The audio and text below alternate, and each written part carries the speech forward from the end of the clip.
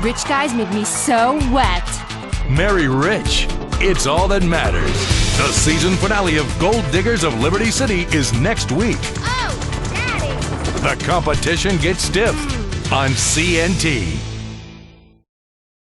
Tonight, in a time of unimaginable wealth and poverty, incredible drunkenness, and immigrants gone wild, the city of the future takes a look in the mirror of the past and says, "What the fuck are you looking at?" and then exposes itself in public. Yes, the remarkable story of Liberty City continues in A History of Liberty Part 2, Building Big, Ripping People Off. Major support for this series is brought to you by the Bank of Liberty, who say, "Thanks for the bailout, America. We needed to make yacht payments and to keep our offshore accounts topped up."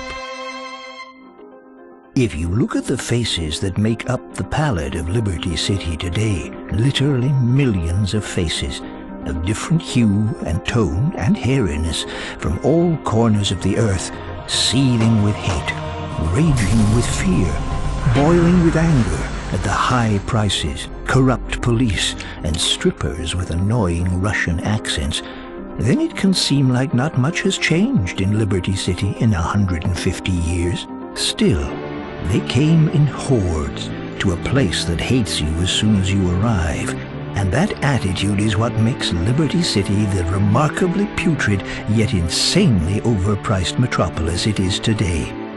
We continue our epic story of A History of Liberty. My great-great-grandfather, Seamus, left Ireland in 1825 and arrived by boat in Liberty City. He was stunned. He'd heard about this magical place with like gold coins and gay unicorns and a lot of rainbows and like policemen who didn't wear any trousers, but what he actually found was this sweatshop construction job.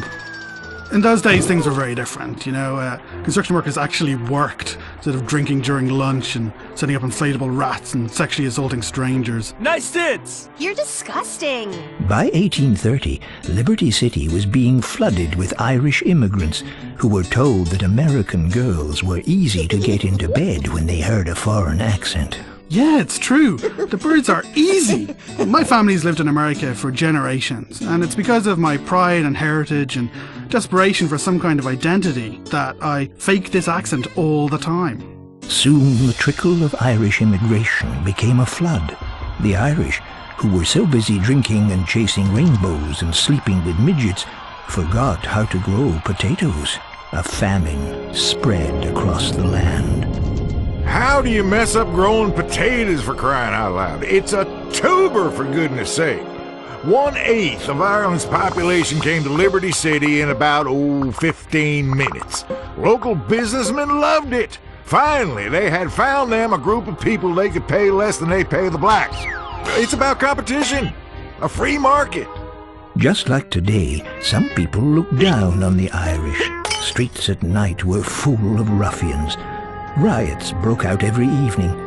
There were working-class riots against the upper class, anti-Irish riots, anti-black riots, anti-English riots, soccer riots, pacifist riots, girl-on-girl hot riots.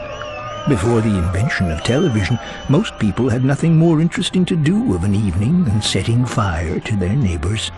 At the same time, you begin to see this incredible migration from the south, migrating just like birds, shitting on everything and making too much noise. People from the south headed up to Liberty City because they'd heard now, hey, there's this place that's even more racist than where we live.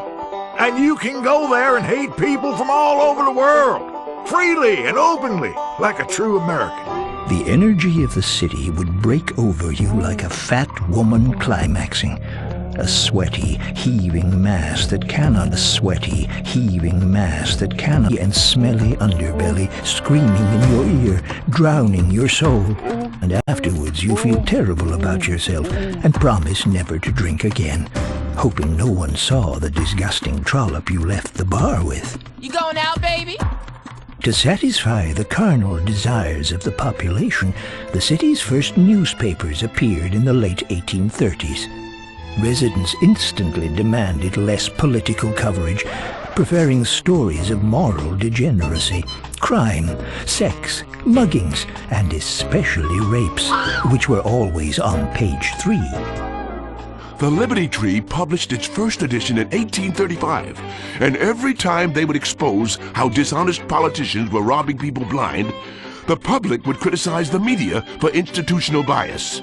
Anyone who badmouths politicians or big business has an agenda. Idiot liberals, usually drug users and open homosexuals, always unduly concerned about the truth. Scared of being left out of all the fun, early bankers showed they could destabilize society as well as anyone. In 1857, the markets of the exchange collapsed. You had huge panic in the financial district as everyone realized a bunch of assholes in suits had duped America with a giant pyramid scheme in which they made out like bandits and everybody else got shit on. The poor got poorer, and there was no Social Security or Medicare to help people. Yes, sir, those were truly grand times, when we let the weak die in the streets rather than prop them up. It's what America's all about. Every man for himself and steal what you can when no one's looking. To help the city feel better about itself, one of the largest public works projects in history came to completion. Middle Park. Oh yeah, it was really remarkable.